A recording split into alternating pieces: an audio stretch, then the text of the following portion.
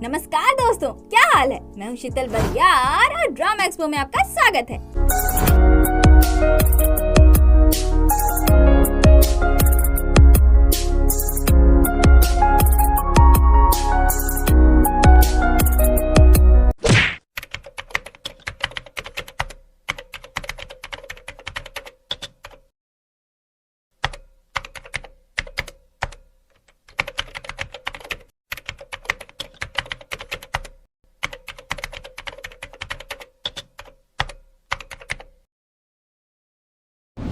अब तक आपने देखा कि अपने यांग रेट्स और ली मैन हो अंधेरी रात में किसी से मिलने पहुंचते हैं।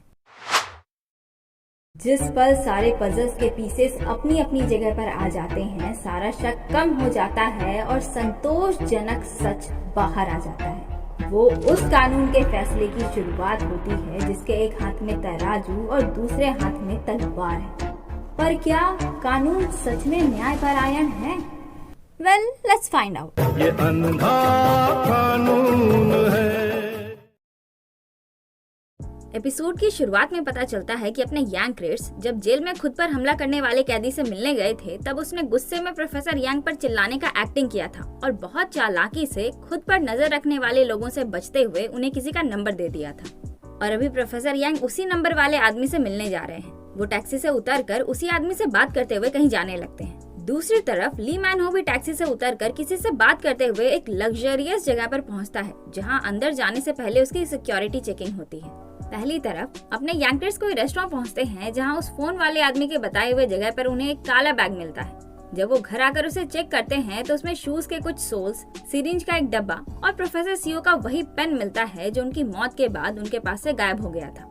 दूसरी तरफ सिक्योरिटी चेकिंग के बाद जब ली मैन हो उस रूम के अंदर आता है तो पता चलता है कि जिससे ये मिलने आया है वो वही आदमी है जिसके लिए ये काम करता है, यानी कि वही इंसान जिसे लंच ब्रेक के टाइम पर प्रोफेसर जिन ने कॉल किया था, जिसके बाद ली मैन हो कोर्ट में नजर नहीं आया था।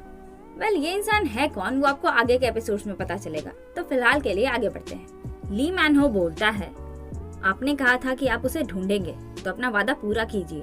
इस पर वो आदमी अपने आदमी से ली मैन हो को एक फोटो दिलवाता है जो इसके बेटे का है, वही बेटा जिसे ये पागलों की तरह ढूंढ रहा है। वो बड़ा होकर ऐसा दिखता है। ली मैन हो खुशी से बोलता है, तो आपने इसे ढूंढ लिया। अगले दिन अपनी क्लमजी येसियोल के केस के लिए पढ़ रही होती है, जो रात भर से लगी हुई है। तभी इसके बाकी दोस्त भी आते हैं।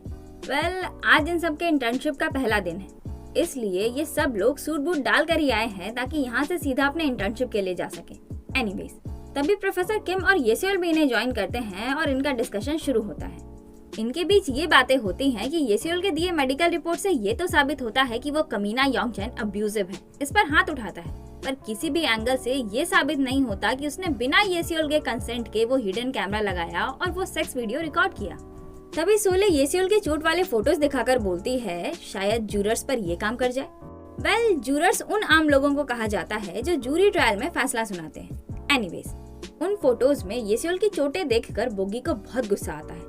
तभी हांजुन योंगचन के जख्मी फोटोज दिखाते हुए बोलता है, उन फोटोज से कुछ ज्यादा फर्क नहीं पड़ेगा क्योंकि वो लोग जूरर्स को ये फोटोज दिखा देंगे।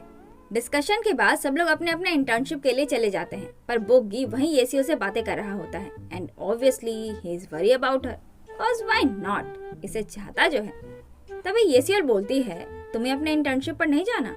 इस पर वो गुस्से में आहें भरने लगता है। फिर पता चलता है कि बोगी को वकील पार्क के लॉ फर्म में इंटर्नशिप मिली है एंड दैट्स व्हाई इसका मूड बहुत खराब है, क्योंकि इसे किसी अच्छे लॉ फर्म में जाना था, बट इसके मार्क्स इतने अच्छे हैं कि किसी और लॉ फर्म ने इसे एक्सेप्ट ही नहीं किया। सोले बोलती है, मुझे तो विश्वास ही नहीं हो रहा कि तुम उस लालची वकील के साथ काम कर रहे हो। उनसे तो तुम्हें कुछ सीखने को भी नहीं मिलेगा। फिर भी तुमसे तो अच्छा ही है। तुम्हें तो किसी ने एक्सेप्ट भी नहीं किया, कम से कम मैंने इसे तो एक्सेप्ट किया, पर तुम नो थैंक्स। आप मुझे एक्सेप्ट भी करते ना तो मैं रिजेक्ट कर देती। आपके साथ काम कौन करना चाहता है? गजब बेइज्जती है। जी हाँ, आप सही समझे। सिर्फ पासिंग मार्क्स आने की वजह से सोले को कहीं भी इंटर्नशिप नहीं मिली।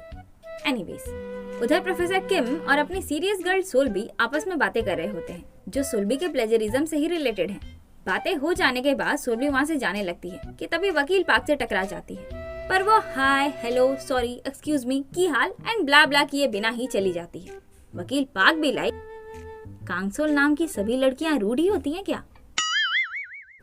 पता चलता है कि प्रोफेसर किम ने ही आज वकील पाक को यहाँ बुलाया है बैड फार्मा वाले केस से रिलेटेड कुछ काम के लिए। दूसरी तरफ पता चलता है कि अपने एरोगेंट बाबा और लॉलीपॉप गाय को एक ही लॉ फर्म में इंटर्नशिप मिली है और वो भी प्रोसिक्यूटर जिन के लॉ फर्म में। हो गया कांड। लॉलीपॉप गाय येबम की हालत बहुत फटी होती है बिकॉज राइट नाउ ये एक न्यू इंटर्न है जिसे अपने बॉस की नजरों में अच्छा बनना है, बट ट्रायल्स की वजह से प्रोसिक्यूटर जिन तो ऑलरेडी इनके राइवल हैं। पर अपने एरोगेंट बाबा को इससे कोई फर्क नहीं पड़ता। He is fully confident and not someone जो दूसरों के तलवे चाटे।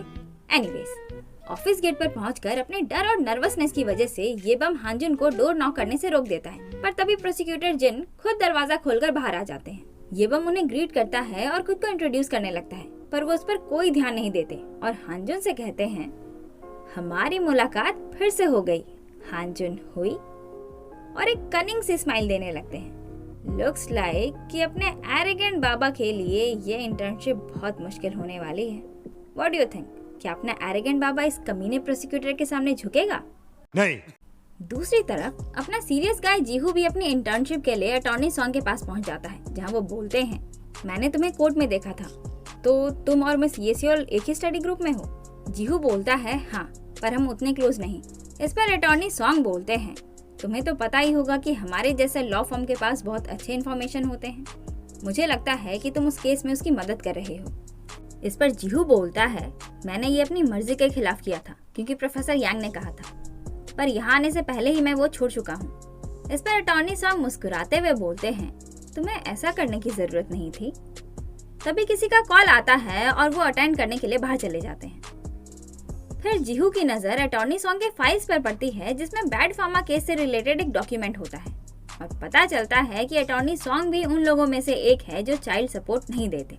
तभी बाहर से अटॉर्नी सॉन्ग की आहट आती है जो सुनकर जीहू चुपचाप अपनी सीट पर बैठ जाता है। अटॉर्नी सॉन्ग अंदर आते हैं और जीहू को काम से निकाल देते हैं, पर साथ ही ये गारंटी भी देते हैं कि अगर वो बार एग्जाम पास कर जाएगा तो इस लॉ फर्म में एज अ लॉयर वो प्रैक्टिस कर सकता है, पर एक शर्त पर, और वो क्या है वो आगे पता चलेगा।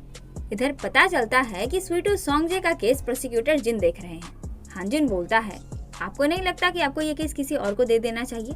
आप प्रोफेसर यांग के केस के इंचार्ज हैं। प्रोसिक्यूटर जिन बोलते हैं, क्यों? तुम्हें लगता है मैं इसके साथ कोई सौदा करूंगा? हांजुन कोई जवाब नहीं देता। प्रोसिक्यूटर जिन बोलते हैं, अगर तुम्हें शक है तो एक काम करो, तुम्हें इसे सवालात कर लो। ऑफिसर हांजुन हुई, हालांकि दूसरे लॉ फॉर्म्स में लोग इंटर्न्स को ऐसा करने नहीं देते, बट कोई ना, मैं तुम्हें इजाजत देता हूँ। आओ बैठो यहाँ पर, हम भी तो देखें कि मिस्टर सेकेंड राउंड पासर कितने काबिल हैं।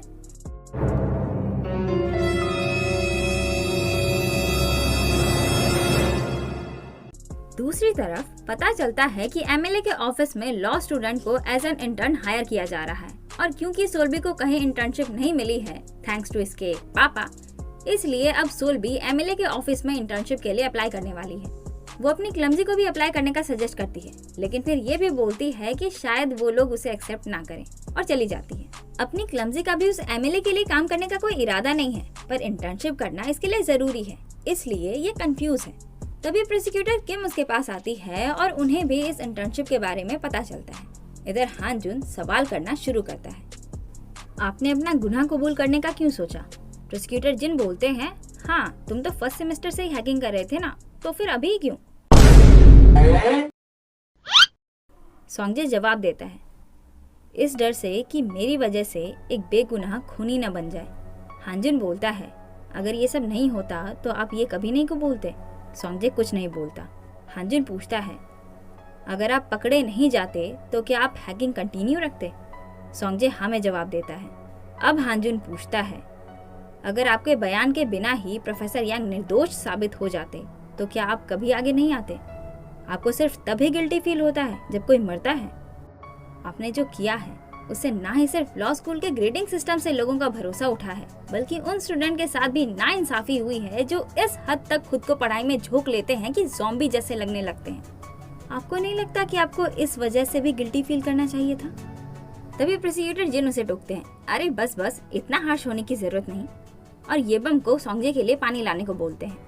हांजुन फिर से बोलना शुरू करता है, क्या आप सच में यहाँ इसलिए आए हैं क्योंकि एक निर्दोष को खूनी नहीं बनने दे सकते? या फिर प्रोफेसर यांग ने आपकी हैकिंग पकड़ ली इसलिए आपके पास कोई और रास्ता। उसकी बात काटते हुए सोंगजे फ्रस्ट्रेट होकर बोलता है हानजुन, जैसे कि ये बोलना चाह रहा है कि बस करो अब बहुत ज्यादा हो रहा है, पर हानजुन चुप नहीं होता। मैं यहाँ प्रोसिक्यूटर की जगह पर आपसे सवाल कर रहा हूँ, मेरे सवालों का जवाब दीजिए। ये सुनकर सोंगजे हक्का बक्का रह जाता है। तभी येबम सोंगजे के लिए पानी लाता है और उसे भी हानजुन को सोंगजे के साथ ऐसा बिहेव करते देख बहुत बुरा लगता है, पर प्रोसिक्यूटर जिन अलग ही मजा ले रहे होते हैं। इंटेरोगेशन के बाद खुद को रिलैक्स करने के लिए सोंगजे अपना चेहरा धो रहा होता है। तभी येबम उसके पास आता है जिसे हानजुन पर बहुत गुस्सा आ रहा है। तभी हानजुन भी वहाँ आता है और सोंगजे को अपना रुमाल ऑफर करता है, पर सोंगजे नहीं लेता और गुस्से में वहाँ से चला जाता है, जिसके पीछे पीछे येबम भी चला जाता है। तभी प्रोसिक्यूटर जिन वहाँ आते हैं जो उससे बोलते हैं, अगर तुम वैसा नहीं करते तो मैं उसकी और बुरी हालत करता, इसलिए तुम्हें लगा कि तुम्हारा ही करना बेहतर है ना? फिर उसके हाथ से वो रुमाल लेकर अपने हाथ पोंछते हुए बोलते हैं, लेकिन पता है क्या, किसी पराये से चोट खाना बेहतर होता है। अगर कोई अपना चोट पहुंचाए तो दिल टूट जाता है। फिर जाते जाते बोलते हैं, अरे हाँ ऑफिसर हानजुन हुई, आज तुमने बहुत अच्छा काम किया, तुम एक बॉन्ड प्रोसिक्यूटर हो, मुझे तुमसे सीखना चाहिए। और हंसते हुए चले जाते हैं और अपना हानजुन पूरे गुस्से में उन्हें घूर रहा होता है। उधर अपनी दोनों कांगसोल एमिले के पास इंटर्नशिप के लिए पहुंचती है। एमिले भी लाइक, तो हांगकुक लॉ स्कूल में 2 कांगसोल है, ये तो लेटेस्ट न्यूज़ है। फिर सोल्बी का इंटरव्यू लेना शुरू करते हैं। सोल्बी अपने सीधे फेस के साथ बिना किसी एक्सप्रेशन के एमिले की बहुत तारीफ करती है, जो सुनकर एमिले फुलकर कचौड़ी और सोल्बी की इंटर्नशिप पक्की।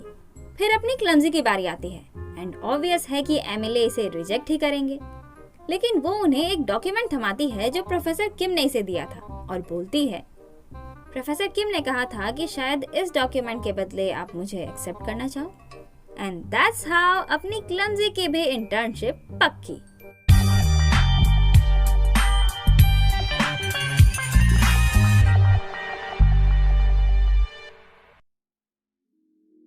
शाम को अपना एरोगेंट बाबा प्रोफेसर यांग को आज के बारे में बताता है, जो सुनकर वो बोलते हैं, जिन ने बहुत स्मार्टली खेला है, उसने तुम्हें सोंगजे के अगेंस्ट किया और अब वो उसे चिकनी चुपड़ी बातें करके फुसलाएगा। And as he said, prosecutor जिन ने सच में वैसा ही किया।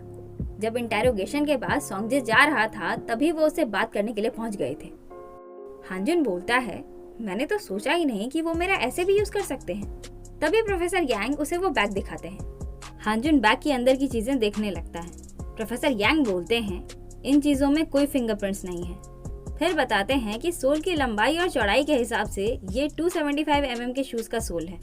हानजुन सिरिंज देखते हुए बोलता है, उस इंजेक्शन मार्क के हिसाब से एक ही झटके में उन्हें ये सिरिंज लगाया गया होगा, यानी कि इंजेक्शन देने वाला या तो कोई डॉक्टर होगा या फिर नर्स। प्रोफेसर यांग बोलते हैं, या हो सकता है कि कोई ऐसा जिसकी ऑर्गन ट्रेडिंग की हिस्ट्री रही हो। फिर हानजुन वो पेन भी देखता है और बोलता है, जरूर खूनी ने ही फिंगरप्रिंट्स मिटाए होंगे, लेकिन उसने ये सब डिस्ट्रॉय क्यों नहीं किया। प्रोफेसर यांग बोलते हैं, तुम्हें क्या लगता है असली खूनी के बारे में बताने के बजाय की दू स्योंग ने मुझे ये सब क्यों दिया? वेल, की दू स्योंग वही कैदी है जिसने प्रोफेसर यांग पर हमला किया था और जिसने इन्हें वो नंबर दिया। एनीवेज, प्रोफेसर यांग की बातें सुनकर हानजुन कुछ सोचने लगता है। प्रोफेसर यांग बोलते हैं, इसका मतलब है असली खूनी के ऊपर भी कोई है जिसके कहने पर खूनी ने सीओ का खून किया। दूसरी तरफ सोले अपनी माँ को उस एग्रीमेंट के लिए कन्फ्रंट करती है। आप जानती थी ना कि उस एमएलए ने दान का मुंह बंद करने के लिए ब्योल के पापा को अप्रोच किया था। फिर पता चलता है कि जुए की लत की वजह से ब्योल के पापा पर बहुत कर्जा चढ़ गया था, जिसकी भरपाई के लिए वो लोग उनके शरीर के ऑर्गन्स निकालने वाले थे। इसलिए उन्हें बचाने के लिए माँ ने कांगदान से मदद मांगी, पर इन्हें कोई आइडिया नहीं था कि इनकी मदद करने के बदले कांगदान को वो सब करना पड़ेगा। माँ की बातें सुनकर सोले इमोशनल हो जाती है और ली मैन हो अपनी खिड़की पर खड़ा सब सुन रहा होता है। उधर प्रोफेसर यांग से बात करने के बाद हानजुन अपने रूम पहुंचता है, जहां जीहू से बताता है कि रिपोर्टर चॉय ने अपने बेटे की वो टॉय वाली फोटो ही डिलीट कर दी। ये सुनकर हानजुन बोलता है, इसका मतलब है वो अंदर से इमोशनली हिल गए हैं। सही है, उन्हें उकसाते रहो जब तक वो सच बोलने के लिए तैयार ना हो जाए। फिर वो जीहू से उसके इंटर्नशिप के बारे में पूछता है, जिस पर वो उसे सब बता देता है। अगले दिन हानजुन ये बात बाकी सबको बता देता है, जो सुनकर सोले बोलती है, जीहू कहाँ है, वो ठीक तो है? तभी जीहू की आवाज आती है, नहीं हूँ मैं ठीक।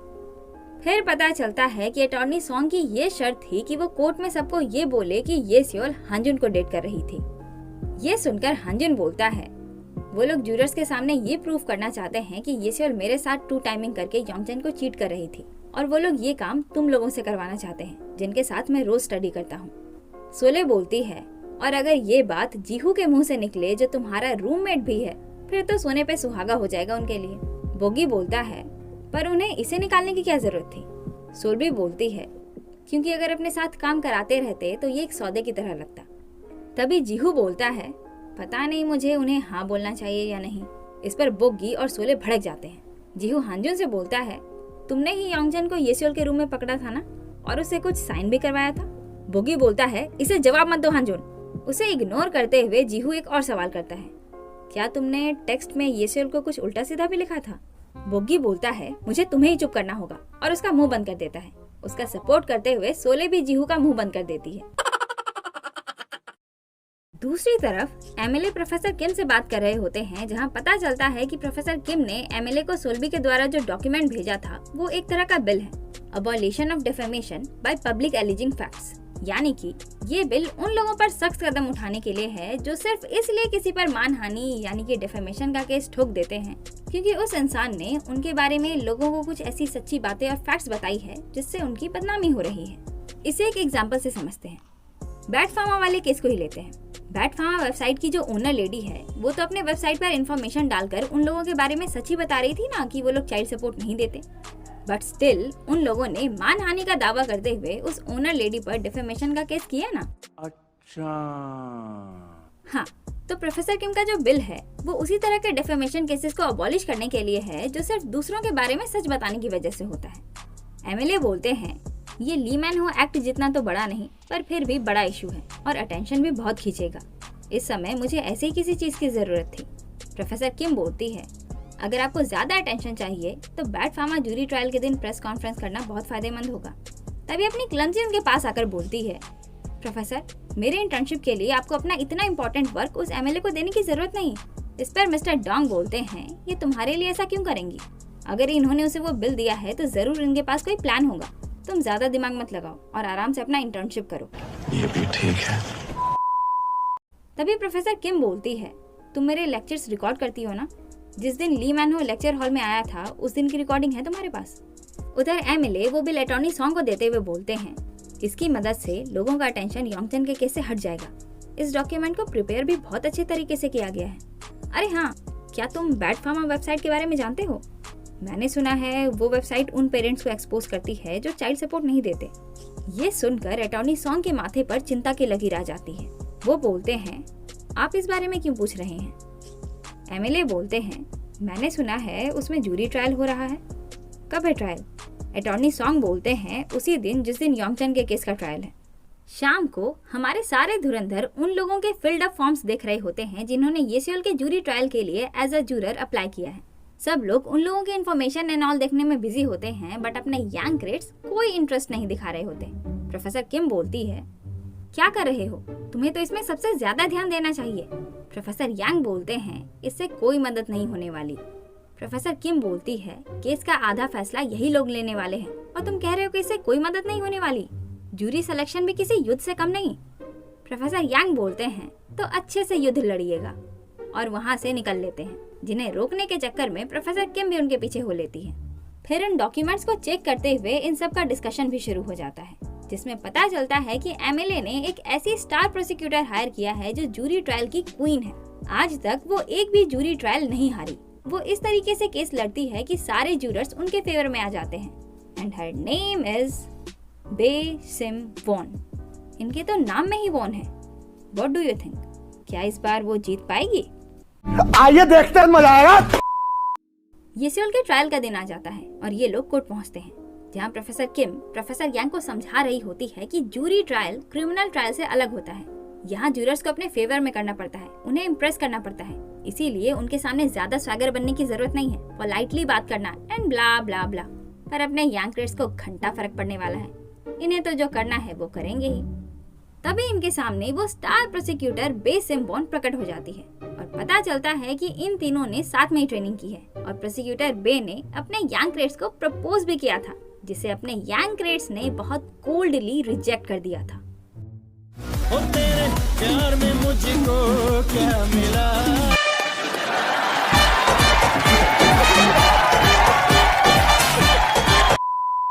प्रोसिक्यूटर बे बोलती है, काफी दिनों बाद मिले मेरे दोस्त, तुम अभी भी वैसे ही लगते हो जॉन्गहुन। तुमने मुझे बहुत कोल्डली रिजेक्ट किया था, पर उस बात को बीते अरसा हो गया है और अब मुझे उस बात को अपने मन में नहीं रखना चाहिए। लेकिन क्या करूं, तुम मुझे इतने अच्छे ही लगते हो कि मैं तुम्हारा रिजेक्शन भुला ही नहीं पा रही। बट डोंट वरी, ये लड़ाई उतनी भी मुश्किल नहीं, इसलिए मैं अपने पर्सनल मैटर इससे दूर रखूंगी। इस पर अपने यांग क्रेड्स तो कुछ नहीं बोलते क्योंकि इन्हें इनकी बातों का घंटा फर्क नहीं पड़ता, पर अपनी प्रोफेसर किम बोलती है, लड़ाई? ओह, तुम्हारा मतलब कोर्ट के अंदर वाली बहस? वेल, ये मुश्किल है या नहीं वो तो केस लड़ने के बाद ही पता चलेगा। और दोनों लेडीज व्यंग्यात्मक हंसी हंसने लगती हैं। तभी प्रोसिक्यूटर जिन वहां टपक जाते हैं और पता चलता है कि जो वकील प्रोसिक्यूटर बे को असिस्ट करने वाले थे उनकी मां गुजर गई है, इसलिए उनके बदले प्रोसिक्यूटर जिन अब इन्हें असिस्ट करेंगे। प्रोसिक्यूटर जिन अपने दोनों इंटर्न को प्रोसिक्यूटर बे से इंट्रोड्यूस करवाते हैं और ये भी बताते हैं कि हांजुन ही वो है जिसके साथ मिलकर येसियोल ने योंगचन को चीट किया है। उसके बाद सब लोग अंदर जाने लगते हैं, पर कुछ प्राइवेट बात करने का बोलकर प्रोसिक्यूटर जिन प्रोफेसर यांग को रोक लेते हैं। प्रोसिक्यूटर जिन बताते हैं कि प्रोफेसर यांग के केस की हियरिंग कंटिन्यू रहेगी। फिर वो बोलते हैं, प्रोफेसर सियो को ड्रग इंजेक्ट करने की पॉसिबिलिटी बिल्कुल जीरो है क्योंकि उनके फर्स्ट ऑटोप्सी रिपोर्ट में ऐसा कुछ है ही नहीं।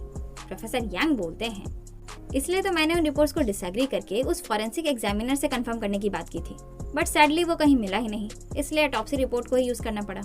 प्रोसिक्यूटर जिन बोलते हैं, दूसरी बार जिस फॉरेंसिक एग्जामिनर ने ऑटोप्सी की थी उसे भी उनके अपर एब्डोमेन पर वो नीडल मार्क नहीं दिखा था। इस पर प्रोफेसर यांग बोलते हैं, वो तो केस के साथ छेड़छाड़ करने के लिए आया था, तो उतने ध्यान से थोड़ी चेक करता, और अगर ध्यान से चेक करता भी तब भी पहली ऑटोप्सी के बाद उसे थोड़ी कुछ दिखता। इतना कहकर वो जाने लगते हैं। प्रोसिक्यूटर जिन बोलते हैं, सोंगजे अपना मुंह नहीं खोलेगा। इस पर प्रोफेसर यांग बोलते हैं, जो करना है करो, और चले जाते हैं।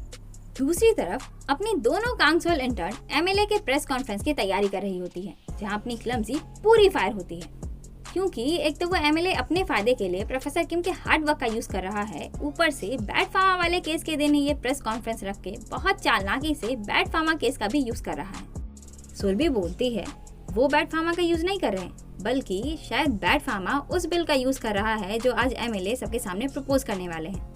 उस प्रपोजल बिल में हर्जाने की भी बात हुई है, तो अगर वो बिल पास हो जाएगा तो उन पेरेंट्स को चाइल्ड सपोर्ट ना देने का हर्जाना भी देना होगा। प्रोफेसर किम ने इस पर बहुत मेहनत की है, वो अपनी सारी मेहनत इतनी आसानी से उस एमएलए को क्यों देंगी, तुम्हें बताओ। सोले बोलती है, ये तो मैंने सोचा ही नहीं। सोल्बी बोलती है, बैड फार्मा को ही इससे फायदा होने वाला है क्योंकि अब एक पावरफुल पॉलिटिशियन भी इसके सपोर्ट में आ गया है। सच में प्रोफेसर किम का प्लान बहुत अच्छा है।